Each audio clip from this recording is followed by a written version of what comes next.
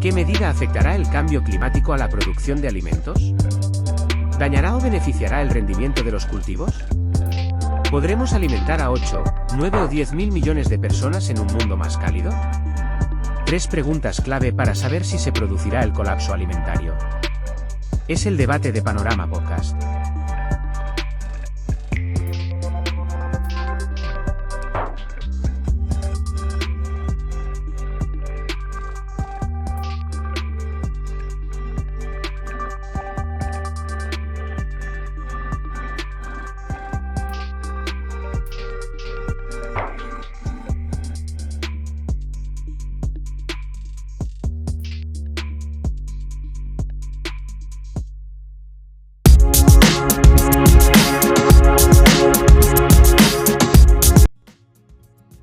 Pues resulta que tenemos que volver quizá a las mascarillas, que lo del COVID no se había acabado del todo, que la gripe igual te mata, como siempre, cuando estás malito, cuando tienes entonces crónicas o tienes una situación de salud delicada. Y dicen también que toda esta historia de que el mundo está sobreexplotado, que se acaba, que no hay donde buscar comida, que va a ser muy difícil, que se van a morir millones de personas. En fin, que todo esto es un invento del capitalismo para suceder el capitalismo y que el capitalismo se mantenga fuerte. Hay de todo. Y yo quisiera primero daros la bienvenida a estos tiempos de post-pandemia y me gustaría que el hombre que nosotros nos sentimos más orgullosos de esta historia, que se haya venido con nosotros porque podía estar viviendo pues como los pajaritos que tiene fuera de su casa. Ezequiel Martínez. Hola, Ezequiel. Muy buenas tardes. Yo quisiera darte las gracias y que nos presentaras por tu parte a personas que tienen mucho interés en este instante y una de ellas que ha aceptado estar con nosotros y que sabe mucho de lo que vamos a hablar. Así que antes de que Dani ya asuma la supervisión, pues que nos cuente a quién tenemos en la pantalla en este instante. Ezequiel. Bueno, pues sí, Reyes Martín Coleto es un hombre muy pegado a la tierra, muy pegado a la dehesa. Él ha vivido muchísimo tiempo en Córdoba, en Los Pedroches. Ahora mismo está en Málaga, disfrutando también de ese bienestar meteorológico que de momento se tiene ahí, ¿no?, en la costa mediterránea. Él es doctor en Ciencias Jurídicas y Empresariales por la Universidad de Córdoba, técnico especialista en explotaciones agropecuarias, diplomado universitario, certificado graduado en Relaciones Laborales y Recursos Humanos, y estuvo durante 20 años dirigiendo el IFAPA, el Instituto de Formación Agraria y Pesquera en Hinojosa del Duque. Estuvo allí durante 20 años muy en contacto con la población local y con gente joven que acudía a hacer cursos de ganadería, de agricultura, de forestal, para tratar de seguir allí. Quizá una pregunta pertinente al inicio de este programa, que vamos de población, alimentación, hambre en el mundo. ¿Sirvió y ha servido Reyes esos cursos para formar a jóvenes y garantizar el relevo generacional, o el relevo generacional está perdido en el medio rural? Gracias, Ezequiel, por tu presentación y saludos para todos los compañeros que comparten con nosotros la tarde, hacer unas reflexiones en torno a este tema tan apasionante. Bueno, la verdad es que sí, tiene siempre un efecto muy positivo. La formación es vital. Yo creo que la mejor inversión que se puede hacer es siempre en formación. Ha hecho posible que, sobre todo en los primeros estadios de mi etapa como director del centro y demás, se formaran alumnos, eran solamente para varones, que después han tenido una inserción laboral en las explotaciones, básicamente en el relevo generacional de aquellos que tenían pequeñas y medianas explotaciones. También es cierto que había alumnos que procedían de familias de trabajadores por cuenta ajena, que lo que iban buscando especialmente no era el relevo, la formación o incompetencias profesionales para el relevo generacional, sino que optaban, dado que era subvencionado por la administración, a cualificarse y poder dar un salto a otros sectores productivos donde pudiesen ubicarse en un puesto de trabajo. De cualquier forma, siempre ha sido muy positivo porque si no, en el sector primario, que era obviamente el objetivo fundamental del Centro de Investigación y Formación Agraria y de Negocios del Duque, como otros IPAPAs de Andalucía, también tenía mucho interés en que esas personas que no tenían otra forma de tener esa cualificación profesional, a través de ella, a lo largo de los 2, incluso 4 años que algunos cursaban en el centro, daban un salto, como decía antes, al mundo del trabajo que tan denostado está y, bueno, y en todo momento así ha sido. Por tanto, yo sigo apostando, y en este tema lo digo también, es muy importante formar a las personas. Sin esa formación, sin esa competencia profesional para especializarse, lo estamos viendo hoy en el contexto actual, no hay posibilidad de inserción en el mundo del trabajo. Y si no hay posibilidad de inserción, hay familias que las estamos aproximando a eso que se ha comentado muy brevemente ya por ahí, que los ponemos en el umbral de que pasen casi hambre y de que vivan en unas condiciones pésimas. Yo siempre he animado, incluso al equipo de profesores y compañeros que me han acompañado, que teníamos que motivar y crear inquietudes para el autoaprendizaje y la formación permanente, porque ahora y siempre es la única manera de que el ser humano adquiera por lo menos la libertad y la dignidad de poder defenderse en un mundo tan complejo y tan difícil. Le escucho, profesor, 24 horas después de que la multinacional Airbus anuncie el despido de 2.500 personas por no tener las competencias digitales y la formación digital apropiada para tiempos en los cuales el negocio aeronáutico se va a cambiar y se va a orientar hacia el espacio, va a ser negocio espacial. Esa gente, con la inteligencia artificial y con la falta de formación y falta de perspectiva que algunos directivos de Airbus han tenido, pues la realidad es que van a ir a la calle y son gente de más de 50 años, con lo cual, difícil futuro, espero que los sindicatos lo negocien bien, pero tenemos ahí otra historia fuerte. Gracias por su primera intervención. Y Daniel López Marijuán, supervisor científico de esta tertulia, darte las gracias porque Ecologistas en Acción y Programa inician una etapa conjunta. La haremos pública este fin de semana mediante un acuerdo que hemos firmado, inédito, de los primeros. Y tú nos has dicho, os llevo a una persona a la tertulia que puede aportar mucho porque sabe mucho de lo que estamos hablando. ¿Por qué dices eso y de qué se trata? Se trata de Humberto, un compañero también de Ecologistas en Acción, de Almería, y él mismo se puede presentar cuál es su trayectoria o su currículum vitae. Adelante, Humberto. Bueno, ¿qué tal? Bueno, mi presentación yo creo que en este caso es más bien como activista dentro de Ecologistas en Acción. Llevamos ahora, yo vivo en Almería y llevamos ya unos cuantos años trabajando el tema primero principalmente de los residuos generados por la agroindustria y en el último año ya en una campaña más orgánica sobre la agroindustria en Almería y en otras 4 provincias y regiones de España donde digamos, tiene un impacto social y medioambiental importante. Y también, así como pequeña introducción, añadir que un poco la idea de la campaña es internacionalizar este tema, ya que el mercado principal para la agroindustria española es el mercado europeo.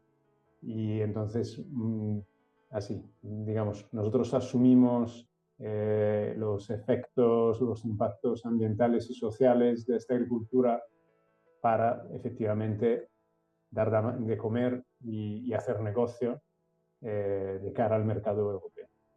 Precisamente algunos que hacen posible que seamos primera potencia agrícola en el mercado europeo malviven, malnutridos, sin agua, sin atención. Hablamos de 3, 4, 5.000 personas dependiendo de la época punta.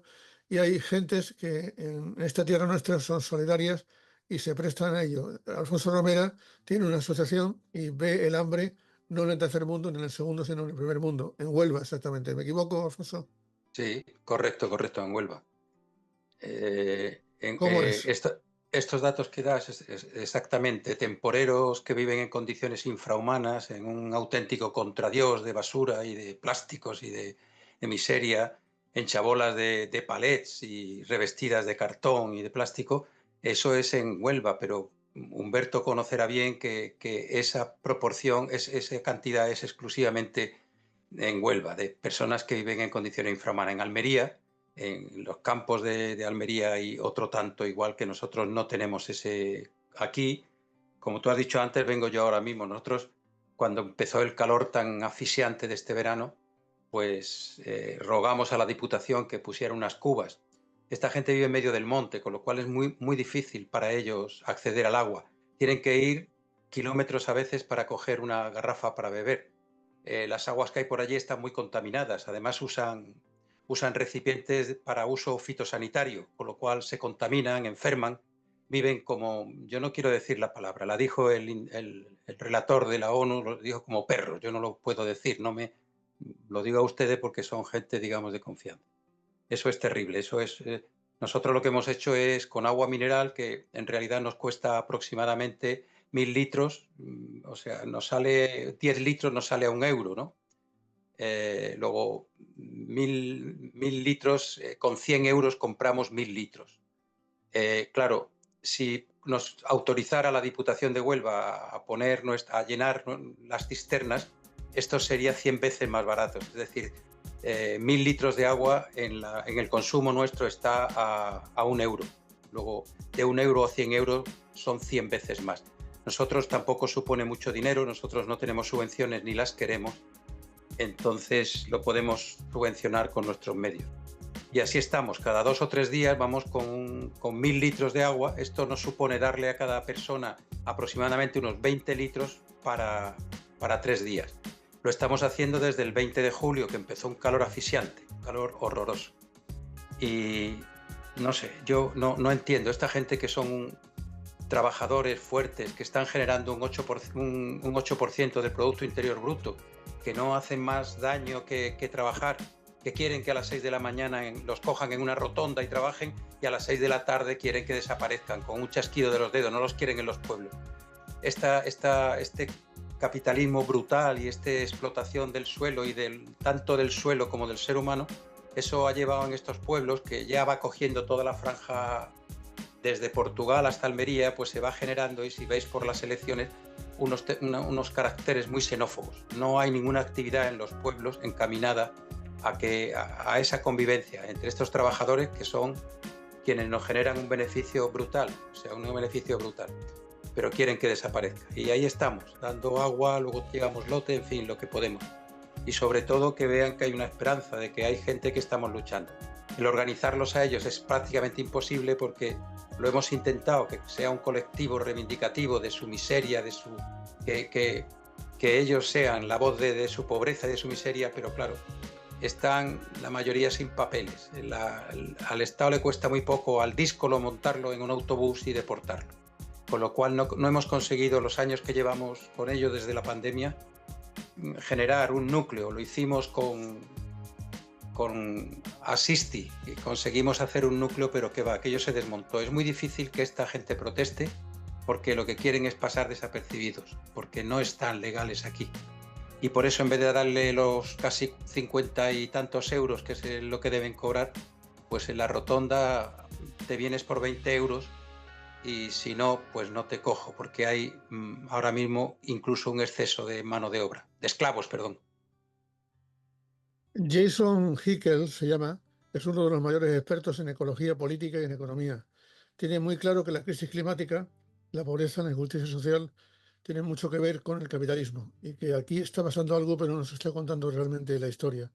Ha sido una intervención suya en los medios de comunicación en los últimos días, y bueno, pues la gente de Spanish Revolution lo han seleccionado como uno de los elementos importantes en estos días. You can figure out how to solve this. It seems intractable. None of this is true. They're lies. Jason Hickel es antropólogo especializado en economía y una de las voces más respetadas del mundo en ecología política y postdesarrollo. Una de las ideas principales que expone, tanto él como muchas otras personas, es que todas las crisis que nos rodean actualmente tienen una misma causa: el capitalismo. Según Hickel, nunca podremos superar la pobreza o la crisis climática sin un cambio de modelo, transitando hacia otro donde los intereses económicos no se antepongan a los derechos humanos o la misma sostenibilidad del planeta. El propio sistema utiliza todos sus recursos para que la ciudadanía sienta que es más fácil imaginar el fin del mundo que el fin del capitalismo. Sin embargo, cada vez más voces nos indican que para salvar el mundo debemos acabar antes con el capitalismo.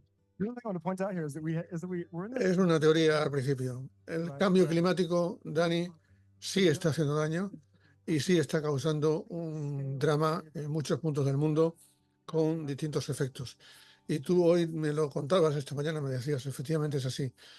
Hay informes recientes que dejan muy claro, muy manifiesto, que sí, que van a morir millones de personas, que 1/3 de la población mundial está malnutrida, 1/3 de la población mundial, que las principales víctimas son los niños.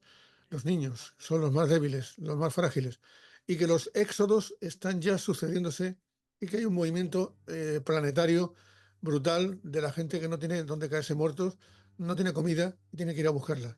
Y mientras en otros puntos se tira la comida. En fin, no voy a hacer proselitismo ni voy a hacer mal rollo de la historia, pero esto es así. ¿El capitalismo es el enemigo de toda la historia o esto es otra cosa que nos quieren vender? ¿Tú cómo lo ves? Sí, tiene razón este consultor, porque el capitalismo, lo mismo que el cambio climático, agudiza los problemas que ya tenemos totalmente rampantes por todo el planeta, ¿no?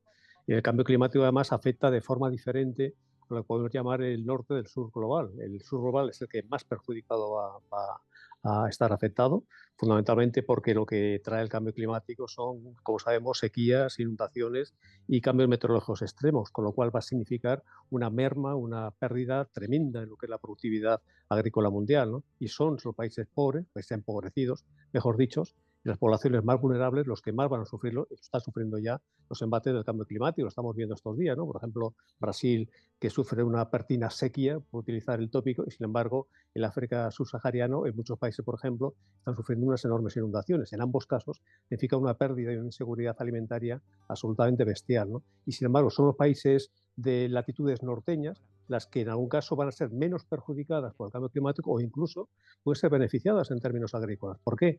Porque las temperaturas van a ser más benignas, porque va a tener más lluvias, por ejemplo. Estamos viendo, por ejemplo, cómo los viñedos se desplazan para el norte, ¿no? Con el calentamiento. Es decir, que Gran Bretaña va a ser un país, por ejemplo, vitivinícola, ¿no? Que no lo ha sido nunca, ¿no? O estamos viendo cómo en Islandia, por ejemplo, o en Groenlandia ya hay zonas litorales que se puede, por ejemplo, cultivar, ¿no? Es decir, la situación es un desbarajuste absolutamente mundial, ¿no? El capitalismo lo que viene es agudizar todas estas contradicciones y hacer todavía que las desigualdades sean mucho más extremas, ¿no? Y que la vulnerabilidad, como dice la FAO, la Organización de las Naciones Unidas para la Agricultura y la Alimentación, pues en vez de resolverse se vayan todavía acrecentando más, ¿no? En vez de 800 y pico millones de personas que al año sufren hambre y desnutrición, cifras oficiales de la FAO, pues posiblemente las cifras se vayan a incrementar con lo que ya llamamos refugiados climáticos, es decir, gente que no solamente sale de sus países huyendo de la opresión, de la miseria, de la persecución y del hambre, sino también directamente del embate climático, es decir, no tienen posibilidad, por ejemplo, de tener una agricultura, digamos, de subsistencia, ¿no? Y este es el panorama mundial, efectivamente, y contra el cual tenemos que luchar todos, ¿no? Entonces no vale solamente esperar al fin del capitalismo, sino que tenemos que poner cada uno nuestro granito de arena para que estas situaciones injustas y tremendamente de desigualdad extrema pues se corrijan y se mejoren, ¿no? Hemos seleccionado 3 preguntas, contertulios, queridos compañeros, 3 preguntas que se hace una periodista de una página web que os recomiendo vivamente que se llama Nuestro Mundo, Nuestros Datos.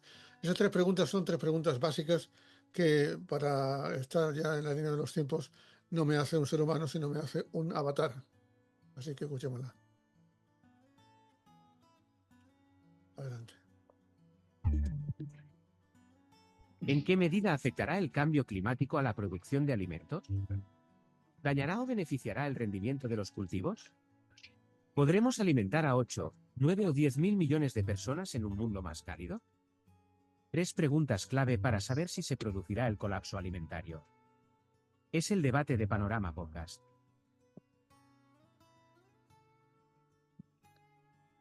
Ahí están las 3 preguntas y yo creo que es momento de que respondemos, sí. Pille las riendas y enfoquemos el tema. Primera pregunta, ¿dañará el cambio climático? ¿Perjudicará al planeta como parece que lo está haciendo? Así que adelante. Ezequiel, Bueno, cuando quieras. Sí, ¿verdad? Claro, está afectando ya. No es que vaya a afectar, ya está afectando. Yo tengo amigos, por ejemplo, Paco Robles, un empresario viticultor en Montilla Moriles, y desde hace años ya se viene planteando, él practica un tipo de agricultura sostenible y ecológica. Los vinos que produce son ecológicos. El PX, por ejemplo, el Pedro Jiménez que produce, ha tenido ya varios premios internacionales a lo largo de estos últimos años. Y lo que se está planteando es elevar el nivel de donde ahora tienen los viñedos a una altitud aproximadamente de 400 metros, Montilla Moriles, elevarlos más, o sea, llevarlos a la sierra, ¿no? A que suban a 600, 700 metros. Porque a esa altitud el viñedo podrá aguantar mucho mejor estas extremas temperaturas que estamos padeciendo a lo largo de los últimos años, por no decir de las 2 últimas décadas, ¿no? La temperatura sigue en aumento, lo vemos ostensiblemente cada verano, además con oleadas, no ya un día caluroso de 42 grados, sino oleadas de 4 y 5 días seguidos en verano, de 42 y 44 grados, y cuando respiras un poco te viene una segunda oleada, de manera que el cambio climático sí está influyendo ya. No solamente esto, está haciendo que determinados insectos a los que teníamos, digamos, entre comillas, medianamente controlados, están, al tener más calor, suben también de altitud, es decir, escalan en la montaña centenares de metros y están llegando, mosquitos me refiero sobre todo, aquí tenemos ya el tigre y el del Nilo, lo tenemos aquí en Coria del Río, en la Puebla del Río, al lado de Sevilla, y ya con casos, con bastantes casos que son alarmantes, y yo veo una respuesta muy inane por parte de la Administración de la Junta de Andalucía, porque cuando estás viendo datos de 8, 10, 15 personas, algún muerto que ha habido ya por el tema del virus del Nilo, pues caramba, habría que tomar medidas más drásticas, ¿no? Entonces se va dejando, y ahí está de fondo el capitalismo al que aludías tú y al que aludía el Avatar, ¿no? Fijaros que en este momento, con cifras que oscilan, pero estamos en torno a 800 millones de personas en el mundo que pasan hambre. 800 millones de una población de 8.000 y pico millones de habitantes.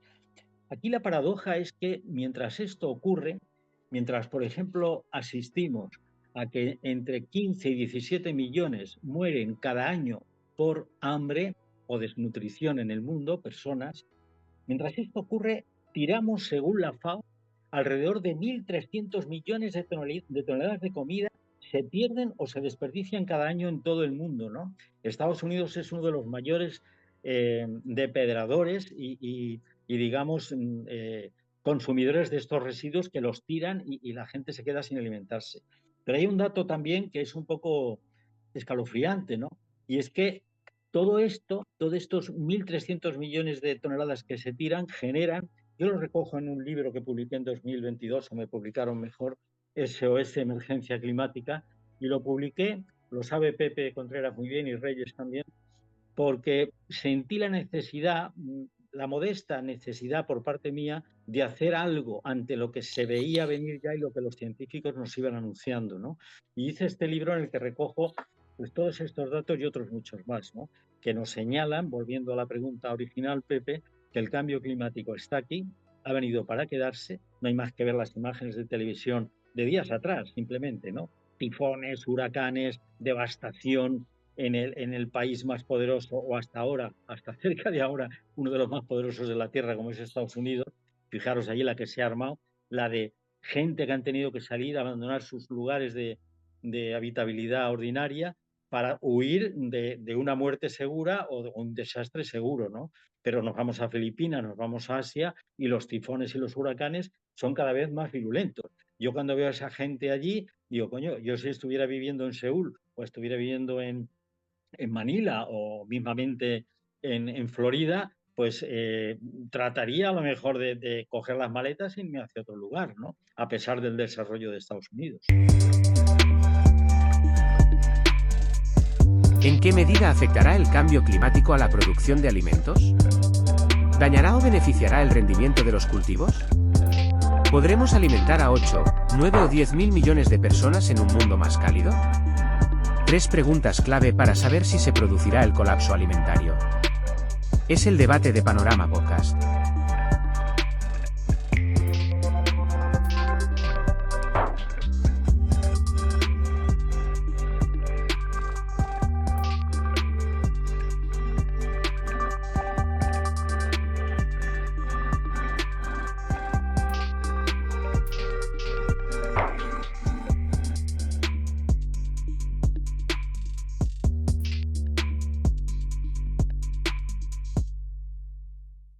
lo dejo.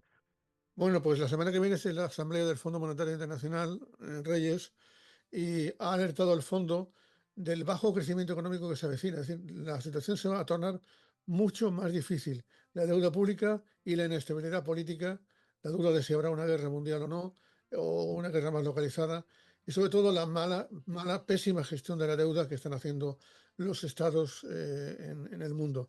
Inestabilidad, bajo crecimiento económico, alta deuda global, hambre. Eso es casi seguro, o por lo menos lo parece. ¿Opinión al respecto sobre el tema? ¿Hacemos una batida? Vamos, Reyes. Pues Reyes, adelante. Pues, Sí. Bueno, estamos viendo que todas las decisiones que tomemos en un contexto integral a nivel mundial, de una forma directa e indirecta, están afectando obviamente al medio ambiente y están creando una situación de desigualdad que lo palpamos cada día. Es verdad que los organismos que tienen competencias en poder abordar políticas más favorecedoras de las personas que están en una situación crítica en este momento a nivel planetario, pues están totalmente desamparados. De cualquier forma estamos viendo que como se están perdiendo valores y lo único que cabe es el enriquecimiento a toda costa, se nos va de las manos desde las personas que modestísimamente aportamos un granito de arena en la defensa de los derechos humanos de cada día, defensa de esos derechos, vemos que en el contexto del siglo XXI no es que estemos mejorando sustancialmente en cuanto a la igualdad. Los objetivos de desarrollo sostenible están magníficamente los 17 bien redactados. Piden la paz, piden la igualdad, piden la equidad, el progreso económico para todos los seres humanos. Es incierto. Como cuando hablamos de que en la Constitución que todo el mundo tiene el derecho a una vivienda digna, a la educación, no es así.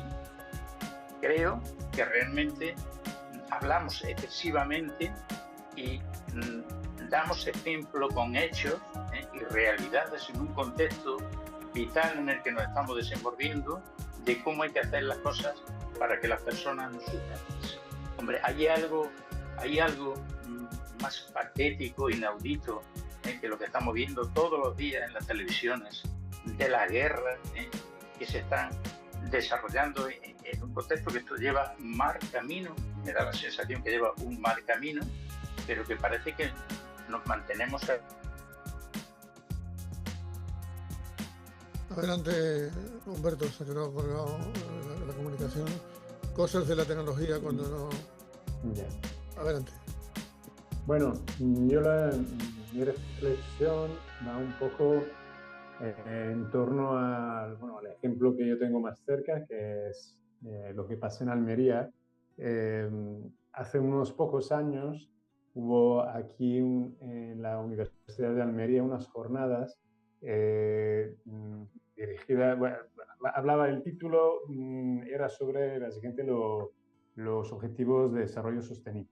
Y entonces, digamos, la tesis que se presentó desde el principio hasta el final de las jornadas, donde intervinieron muchísimos profesores y gente del sector agrícola, etcétera, lo que se intentaba vender era directamente que el modelo Almería iba a resolver el problema del hambre en el mundo.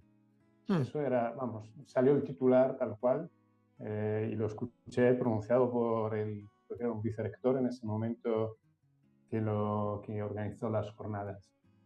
Y entonces todo estaba enfocado a esta idea de cómo el ejemplo de la agricultura almeriense es algo exportable y que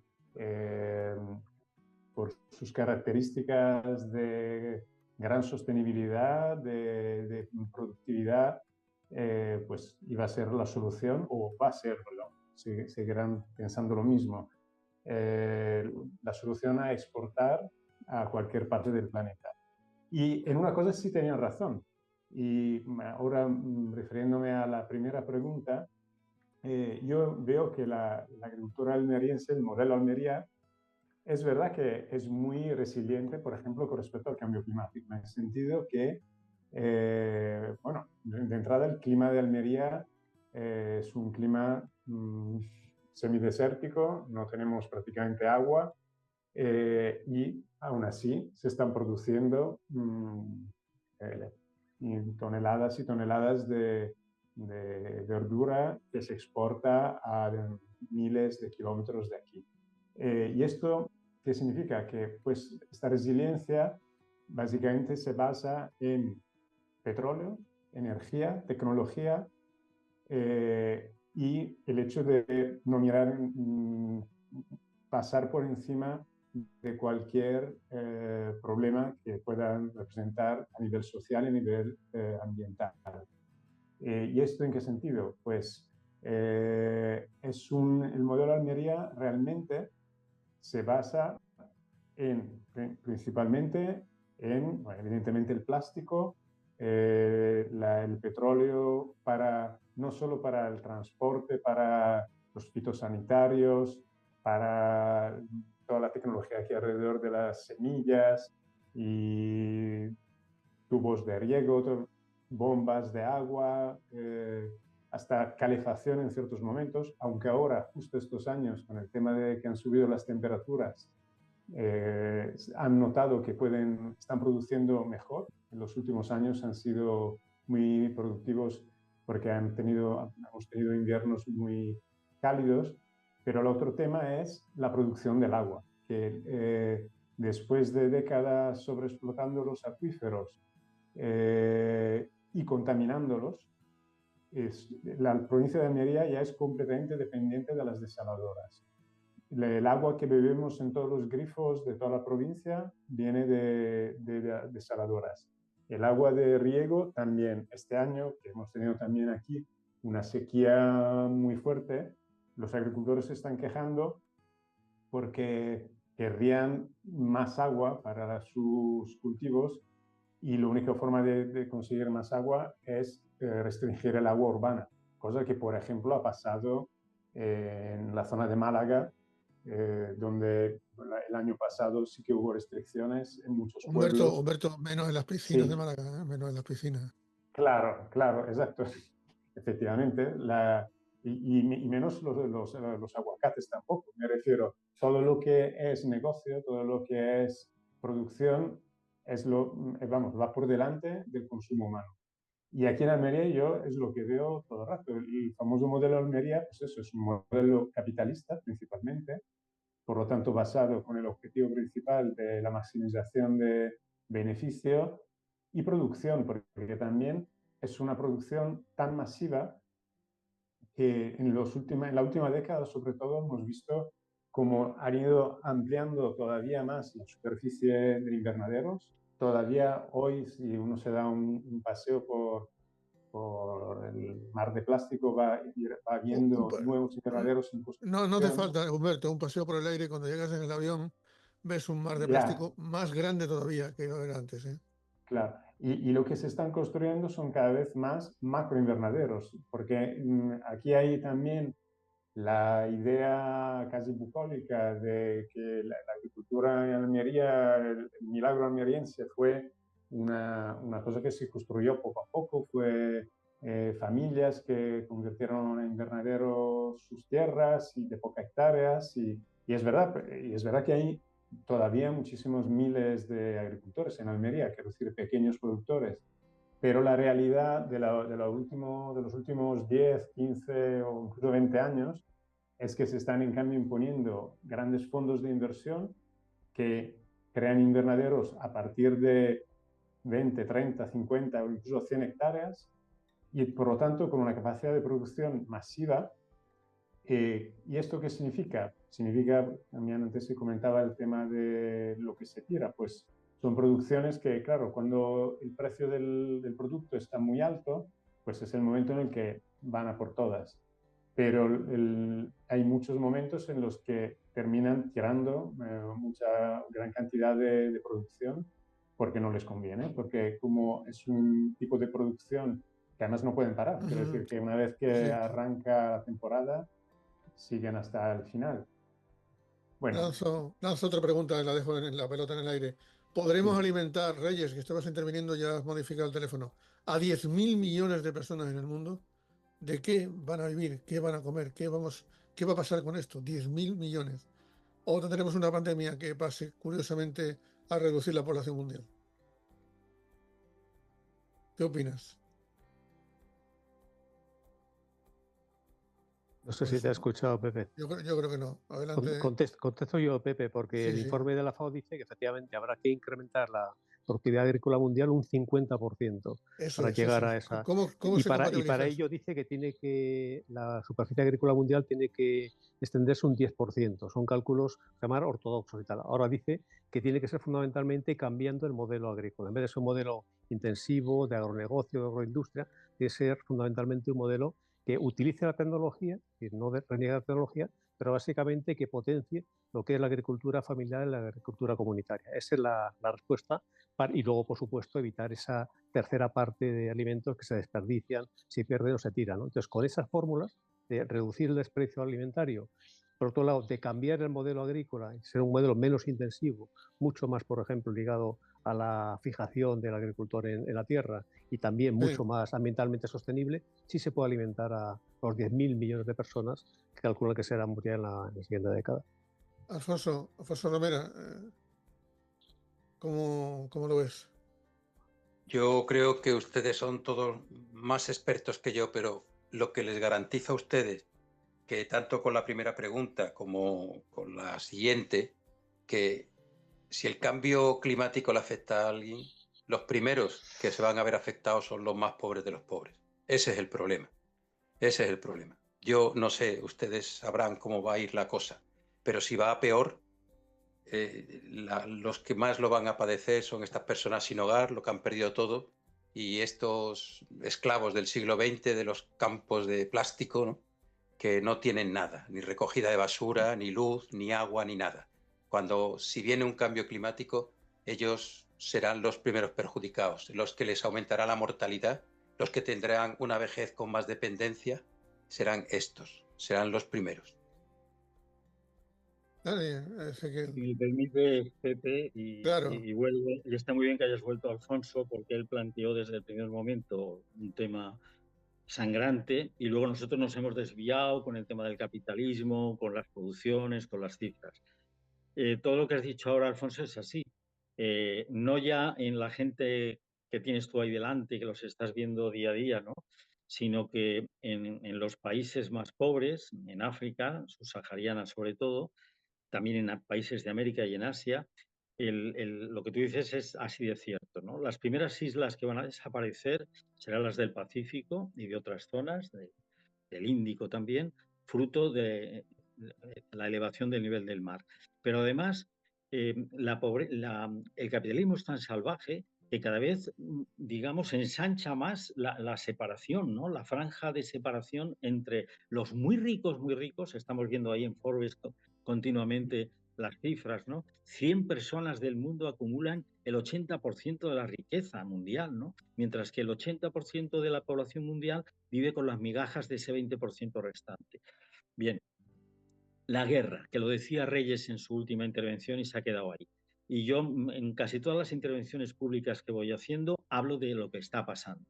Porque tenemos ahí a miles de kilómetros de aquí, al lado de casa, por la puerta trasera de Europa, una guerra tremenda. Bueno, dos. Tenemos la de Ucrania, que ahí la devastación es tremenda. Eso no es una guerra, eso fue una invasión de Rusia sobre Ucrania, ¿no? Efectivamente había ahí unos elementos geopolíticos, la OTAN tal situada, el Putin cabreado porque estuvieran ahí la OTAN y tal, pero lo que está haciendo Rusia es invadir abiertamente un gran coloso a un pequeño, un Goliat a un pequeño David.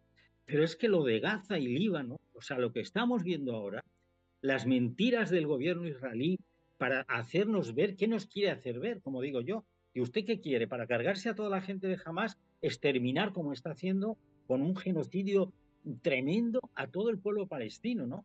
Y a todo el pueblo palestino y al pueblo cristiano del norte del Líbano, que está bombardeando también allí ahora, ¿no? Es decir, y ahí seguimos con una respuesta pacata, ¿no? Ahora los 27 de la Unión Europea ya empezaron a decir algo, pero oiga, es que no hay que decir algo, es que hay que pararle los pies a este asesino genocida, que es el Netanyahu y el ejército israelí. Bien. Ayer me prometieron una cosa, Ezequiel, un segundo nada más, un vídeo que muestra la época de esplendor de los olivares de Siria, cuarta potencia mundial en producción de aceite de alta calidad, todos abandonados, a su suerte. La gente no puede vivir, vivía de eso, vivían miles y miles de personas, miles y miles de familias abandonados, porque o no pueden entrar en sus tierras o pueden terminar saltando por los aires porque muchas de las partes de los edificios, de las instalaciones, de las almazaras, están minadas. ¿De qué va a vivir esta gente? ¿Y de qué va a vivir? Si me permites que acabe la disertación, y está muy bien la cuña que has metido, es que además el tema de las guerras, la destrucción es a tal nivel, la destrucción ambiental, la destrucción de los ríos, la contaminación de los ríos, de los acuíferos, es decir, esa gente, aquello es un escenario, nunca mejor dicho, dantesco, ¿no? De destrucción total, donde ahí, ¿quién coño va a vivir ahí? ¿Quién va a poder decir con mi familia qué voy a hacer aquí? Imposible. Y vuelvo otra vez al tema que le preocupa más directamente y sangrante a Alfonso, ¿no? Pues claro, estas criaturas que están ahí, 3.000, 4.000 personas, que son como muertos vivientes, casi se me ocurre la metáfora, ¿no? Pasando por allí de noche, yendo por los sitios sin agua, sin comida, siendo esclavizados en el siglo XXI aquí, en el sur de Europa, ¿no? Pues esto, ¿cómo no hemos resuelto todavía la sociedad democrática, se supone que avanzada, ese problema, ¿no? Porque el problema de esta gente no es más que crear viviendas dignas, que las suele haber. Yo he conocido a empresarios en Huelva y en Almería, Alfonso, muy dignos, que construían una especie de caracolas o casas y tal, y daban allí asistencia a las mujeres marroquíes que venían cada vez que se inicia la campaña, que vienen de allí con un contrato establecido en origen, y les daban un alojamiento digno a estas criaturas tal, pero lo que luego dices tú es verdad. El discurso político xenófobo que se está llevando a cabo hace que estas personas que antes, una vez que trabajaban y a las 5 o las 6 de la tarde salían de allí y se dirigían a la población más cercana pues, a pasear por las calles y tal, ¿no? Pero es que ahora están viendo en sus ojos, en sus carnes, el rechazo de la sociedad blanca hacia ellos por el hecho de ser negros o tener una cultura o una religión distinta, ¿no? Y aquí estamos dando pasos atrás. Y esto que tenemos ahora mismo en los neopopulismos, con toda esa carga xenófoba, homófoba, de rechazo a la mujer, de rechazo al distinto, al otro, esto es tremendo. Y eso está como un cáncer minando ahí en algunos gobiernos o en algunas sociedades, porque los ciudadanos votan a esos gobiernos. Hablo de Orbán, hablo de Italia, hablo aquí de Vox, por ejemplo, y una buena parte de PP que se ve arrastrada hacia ese submundo, a mi modo de ver, que nos ancla en el siglo XIX. Y claro, hay mucho que resolver, ¿no? Entonces yo entiendo, Alfonso, me solidarizo totalmente contigo, porque tú, si estás metido ahí, yo hice en su momento algunos reportajes, lógicamente, ahí en la zona, en Huelva y en Almería, ¿no? Y procuraba poner el ejemplo de esos empresarios hacia los que hay que mirar, hacia los que apuestan por el progreso, por los derechos humanos, frente a esa minoría cancerígena que es la que contamina a los demás y los arrastra hacia la ruina, ¿no? Yo quisiera conocer, si sois tan amables, Reyes, ¿me escuchas bien ahora, verdad? Se cortó, creo que se cortó la comunicación en el momento en que estaba yo interviniendo. Hablemos, Bien, bueno, hablemos de cosas que tú estabas haciendo y ahora te cuento, para enlazar el hilo. Hay cultivos como el trigo, el maíz, como el mijo, que pueden verse incluso beneficiados por el cambio climático. ¿Eso dicen los científicos? ¿Eso es verdad? Bueno, hay muchas variedades y especies, tanto de leguminosas, cereales y demás, que evidentemente van a sufrir, van a padecer el no cultivarse en determinadas zonas donde en este momento se están haciendo, por razones obvias. Se ha hablado anteriormente incluso del aguacate y demás, que en esta zona de Málaga entró una fiebre del cultivo, obviamente porque tenía un atractivo comercial y un rendimiento bueno, pero claro, no éramos conscientes de que el aguacate necesita una cantidad ingente de agua para sacar el cultivo adelante con todas las garantías de seguridad alimentaria y de calidad del producto. Por tanto, es verdad que tenemos que hacer una revisión y ahí está la innovación y la tecnología para adaptar y crear incluso variedades, innovando variedades nuevas que se adecúen a las condiciones climáticas y del terreno que van a necesitar. O sea, Es decir, aprovechar los mayores la niveles de campiña de Córdoba. CO2, aprovechar los mayores niveles de CO2, por ejemplo. Sí, bueno, puede ser, es una opción. Siempre tenemos que fijar el CO2 al suelo. Evidentemente tenemos que tener la superficie agrícola útil tiene que utilizarse para aquello que es lógicamente válida, ¿no? Lo que estamos viendo con el cambio climático, el gran problema del agua, yo antes decía que los terratenientes son los que tenían mucha tierra. Ahora los terratenientes serán los que tengan mucha agua, porque tendrán el oro líquido en su mano. Obviamente, si no tienes agua en la agricultura, hay infinidad de cultivos que se están dejando abandonados. Es decir, los mismos cítricos en toda la zona de Málaga y otras tal, cultivos incluso de regadío de olivo, están casi abandonándose como consecuencia de la escasez que tienen. Y por otro lado, la contaminación de los suelos y la falta de labores adecuadas y demás está llevando a que haya que replantearse otro tipo de cultivo y de labores agrarias. Incluso, tanto estamos hablando, si se utilizan, fertilizantes, como si estamos hablando de productos fitosanitarios y productos químicos de síntesis, etcétera, que hay que hacer una revisión. Ahí se está avanzando mucho con todo el tema de la inteligencia artificial, la teledetección, es decir, que la agricultura tiene un futuro en el sentido de que se van a incorporar nuevas tecnologías que van a hacer posible la adaptación de suelos y clima a las necesidades de cultivo que también van a ser obviamente modificados para que se adecúen, es decir, que necesiten, por ejemplo, menos agua y terrenos menos exigentes en nutrientes, nitrógeno, fósforo, potasio, etcétera. Por tanto, aquí tenemos un reto, porque al final esas pequeñas explotaciones que están abandonando la fuente de riqueza y de ingresos de esas familias, pequeñas explotaciones que incluso reciben prácticamente muy poquitas ayudas de la PAC o incluso ninguna, es un problema. Estamos hablando de la alimentación mundial. Esto ha sido siempre una fuente de sustento y de comercio de cercanía para esas familias y para los consumidores. Yo este domingo voy a sacar un artículo en un periódico en el que voy a hablar de la diferencia de lo que se le paga entre el productor, el precio que cobra el productor y lo que paga el consumidor. No nos importa, 360%. Reyes, no nos importa que nos digas el periódico para que estemos atentos, lo leamos y lo compremos. ¿Dónde lo publicas? No, el diario es Andalucía. El diario.es Andalucía.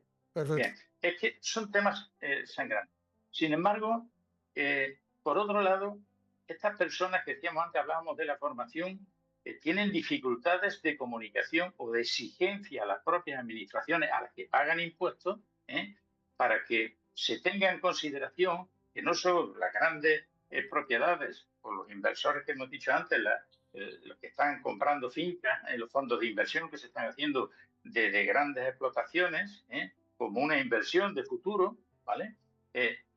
Se le tenga en consideración a estos productores, hombres y mujeres. Las mujeres son importantísimas, los jóvenes, fundamental para el relevo generacional, que se le tenga más en consideración, se le dé la formación, se le den las condiciones precisas, tanto en financiación como en todo tipo de ayudas que puedan ser necesarias para que esto vaya adelante, y no tengamos pequeñas fincas que se están vendiendo como consecuencia de que la capacidad de inversión o de innovación de los titulares actuales, hombres y mujeres, vuelvo a repetir, no lo hacen posible.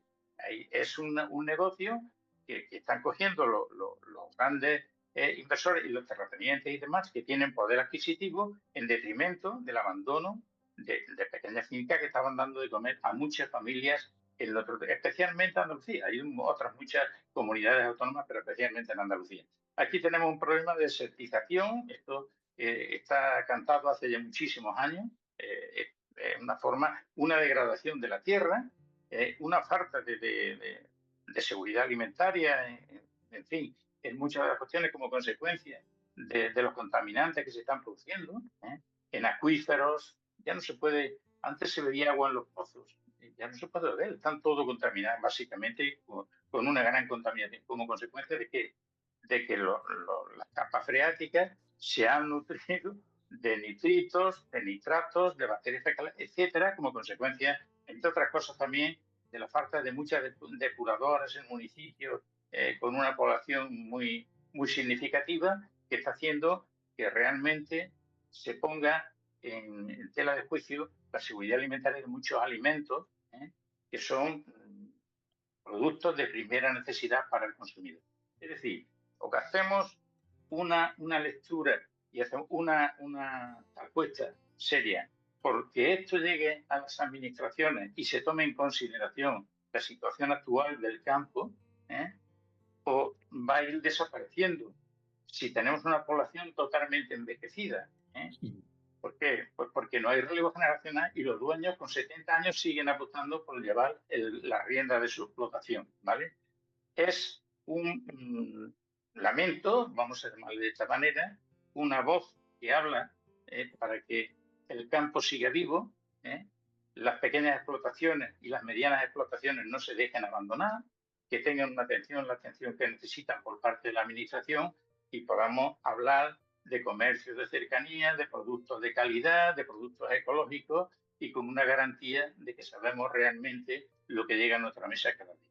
Te estoy escuchando y precisamente en estos días, Ezequiel, paso ya contigo, Luis Lucero, que es gerente de una almazara que se encuentra en Zaragoza de la Sierra, me decía, Pepe, qué poco se fija la gente en las 500 familias que vienen a que yo le monture la aceituna y tienen el aceite como autoconsumo y además en un momento de carestía tremenda de ese líquido elemento, pues supone un alivio para las economías familiares.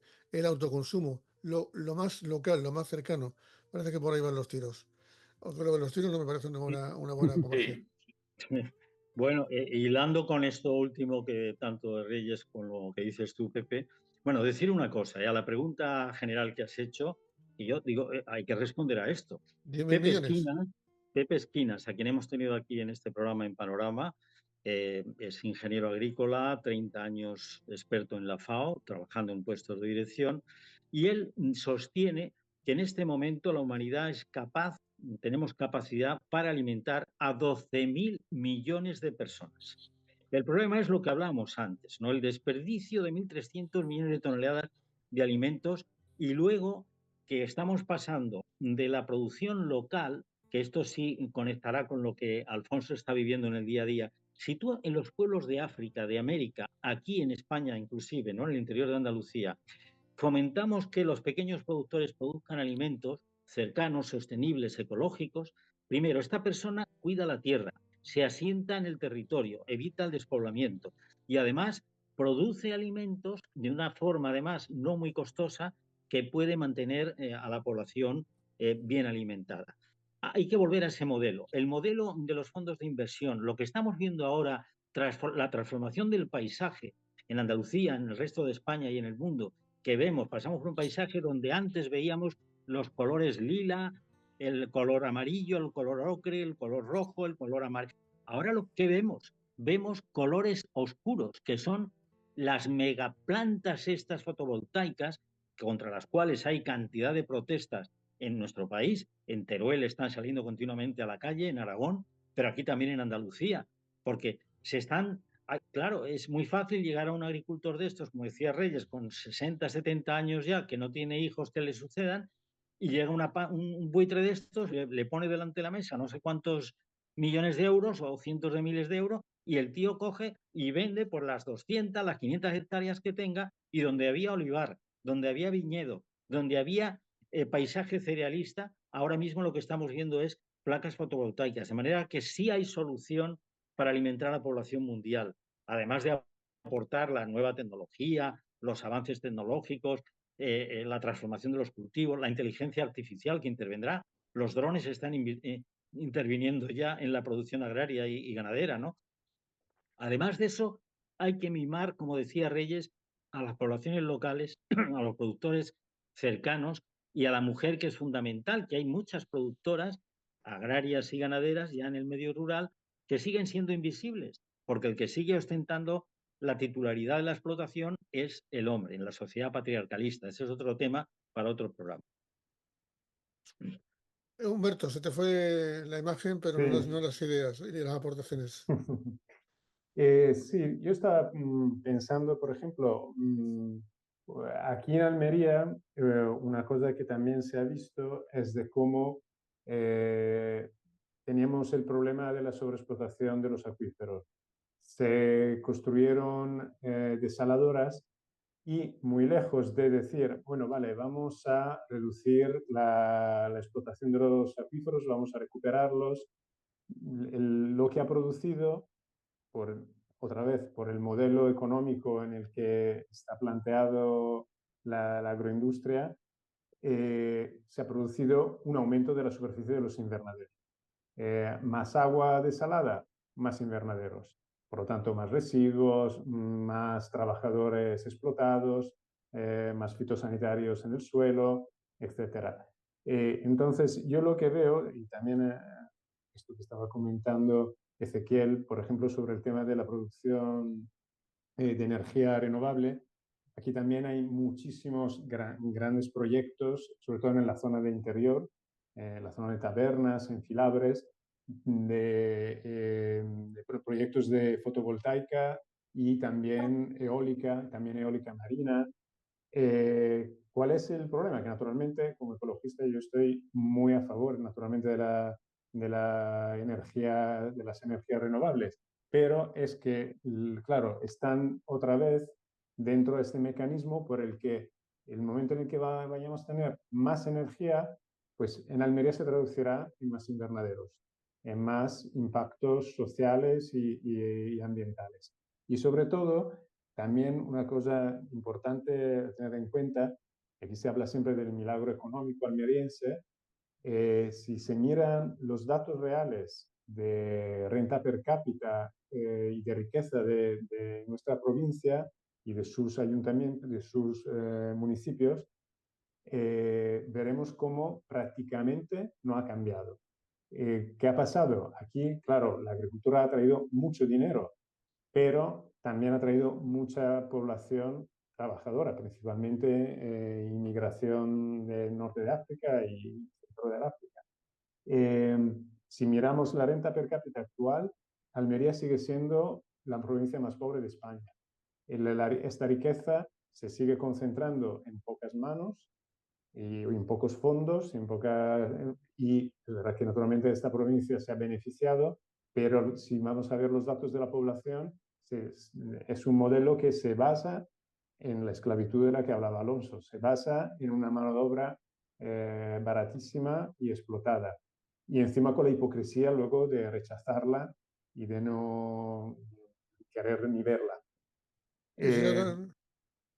No, simplemente quería comentar esto de cómo estamos, yo creo que una cosa que también he escuchado por ejemplo, políticos europeos hablar de la seguridad alimentaria. Pues yo creo que va a ser justo un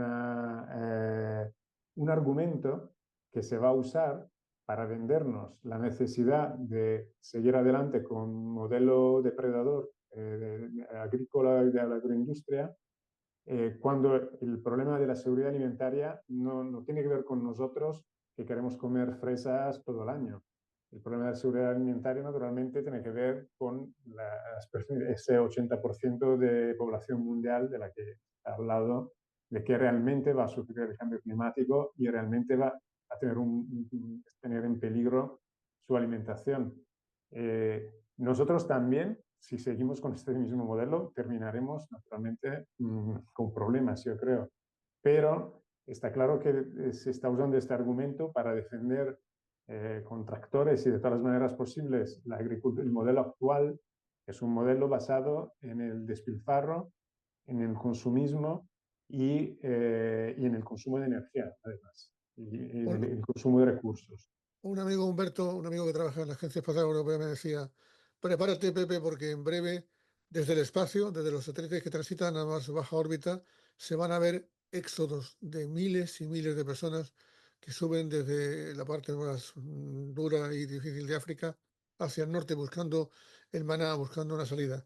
Y aquellos que se preguntan qué diablos podemos hacer, porque ya hemos cumplido casi los 50 minutos, qué diablos podemos hacer la gente normal, pues a mí me ha parecido interesante que una persona, un director y aparte actor y aparte creativo, Paco Arango, os explique algo de lo que pasó.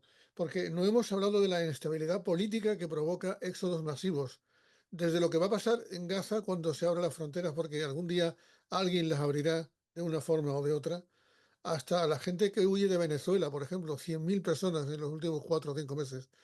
Bueno, pues lo que hizo Paco, que estaba rodando un documental en Venezuela, fue parar. ¿Y qué se le ocurrió? Esto que vais a escuchar. Amigos, yo no hablo de política, pero hoy lo voy a hacer, y es por Venezuela. Y os doy un ejemplo muy concreto. Hace 3 años yo decidí rodar un documental para mostrar lo que llaman los caminantes. Son gente que sale de Venezuela con lo que tienen puesto, los zapatos y la ropa, y se van del país caminando, porque no tienen otro medio, buscando la comida a otros países. Y mi idea era buscar pues gente emblemática, que los encontré, un cura que ayudaba a niños, una señora que impedía que niñas de 14 años se prostituyesen, pero dejé de rodar porque había hambre y di de comer a más de 100.000 personas. Por eso el documental nunca salió. Ha llegado el momento de que Venezuela sea libre. El que sepa rezar, que lo haga por Venezuela, porque hace falta que vuelva la prosperidad. Esto no va de política, va de sentido común. Un abrazo, amigos. Chao. Bonita reflexión la de Paco Arango, ¿verdad? La gente que sale de Venezuela con lo opuesto. Salieron con una mascarilla que llevaban entonces y siguen saliendo de muchos países inestables políticamente, huyendo de sus tierras y de sus casas, si es que cuando vuelvan se las encuentran.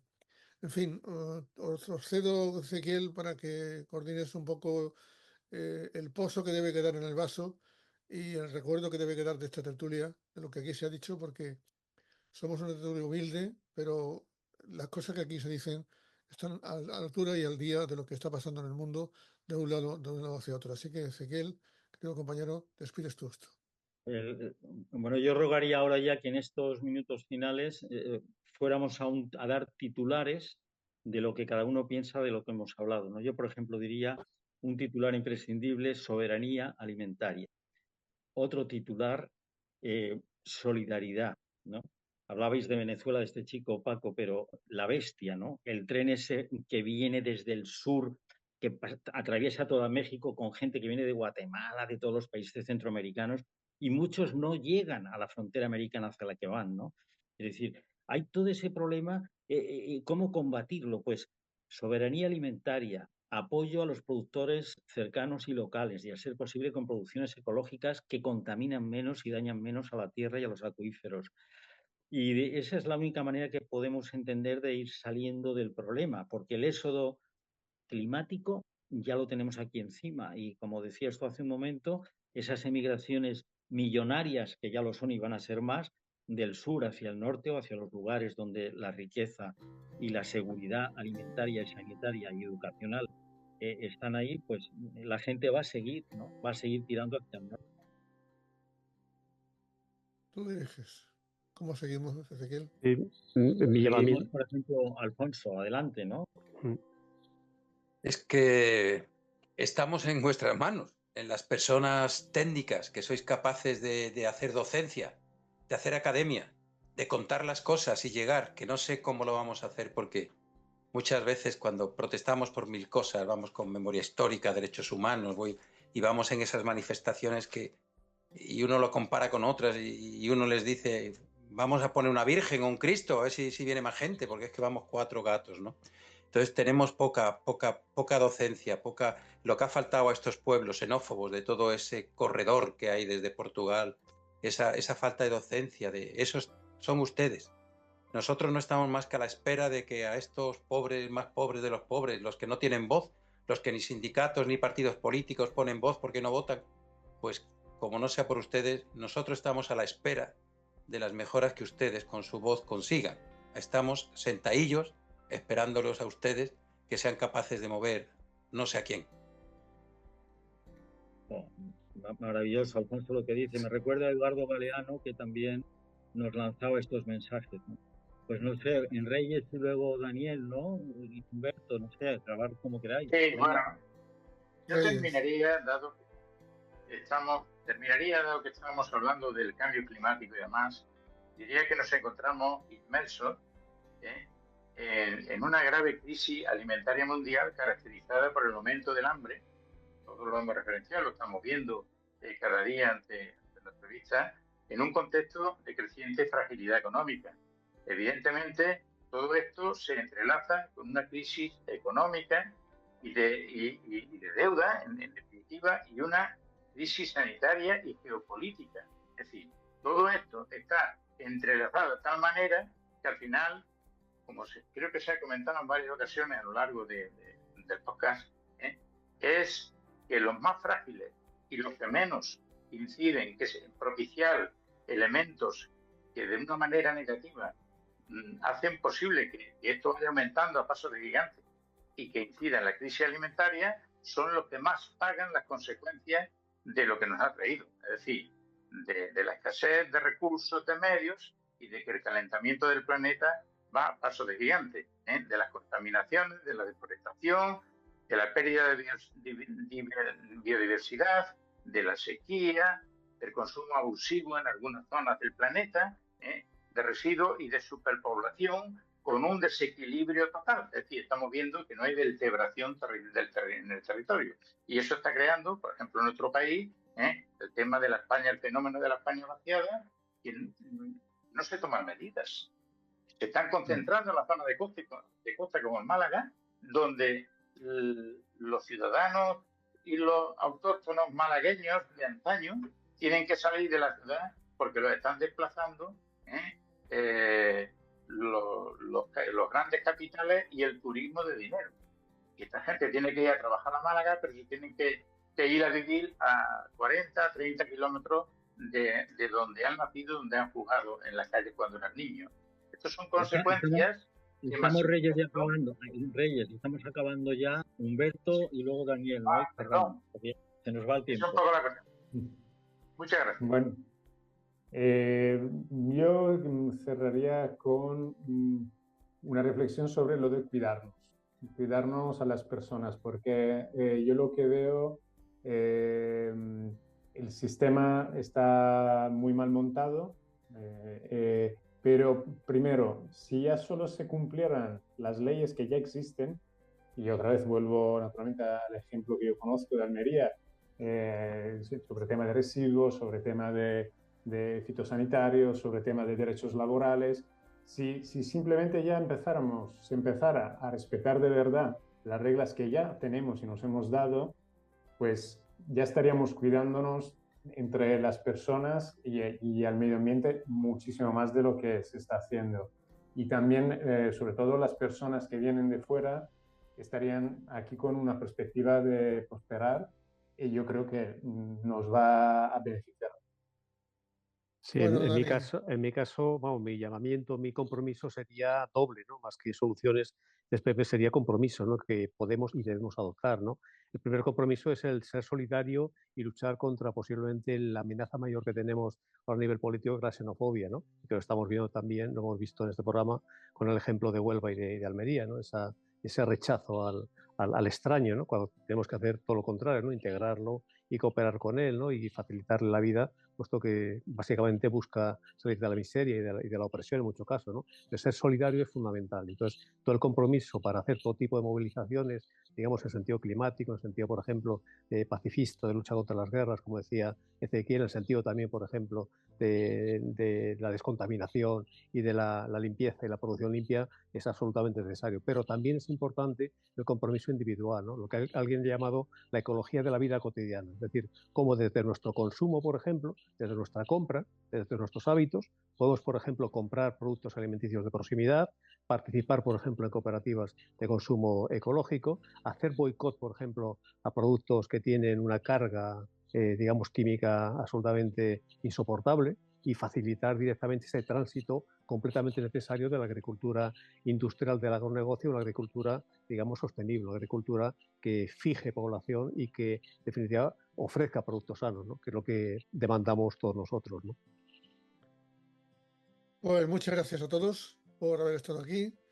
Vayamos preparando las mascarillas porque me da la impresión de que nos las van a poner seguramente en algunos lares, en algunos puntos de nuestra vida diaria. Y sigo diciendo lo mismo que decía al principio, que cuando comencé la tertulia. De todos los que estamos, con permiso de todos, me siento muy orgulloso de este ejemplo de la generación Silver. Lo digo porque eres el que tiene el cabello más plateado, querido Alfonso. Bueno, ya ves tú. Eres un zorro plateado, cariñoso y cuidadoso. Y cuéntanos siempre que puedas cómo lo pasa esa gente del otro mundo que está en teoría, primer mundo aquí. Y todo lo que podamos hacer por ti y por ellos lo tienes en nuestra mano. Muchas gracias. Gracias. Gracias, Ezequiel. Gracias, Dani. Gracias, Humberto. Y, profesor, que la gente aprenda lo que debe hacer en el campo, porque al final alguien tendrá que encargarse del campo. Si no, vamos a comer, ¿qué? ¿Grillos? Esa pregunta me hago, lo dejo ahí. Ese es el panorama que tenemos. Gracias a todos. Gracias a todos, Reyes y demás compañeros. Hasta luego. Hasta la próxima. Bye. ¿En qué medida afectará el cambio climático a la producción de alimentos? ¿Dañará o beneficiará el rendimiento de los cultivos? ¿Podremos alimentar a 8, 9 o 10.000 millones de personas en un mundo más cálido? 3 preguntas clave para saber si se producirá el colapso alimentario. Es el debate de Panorama Podcast.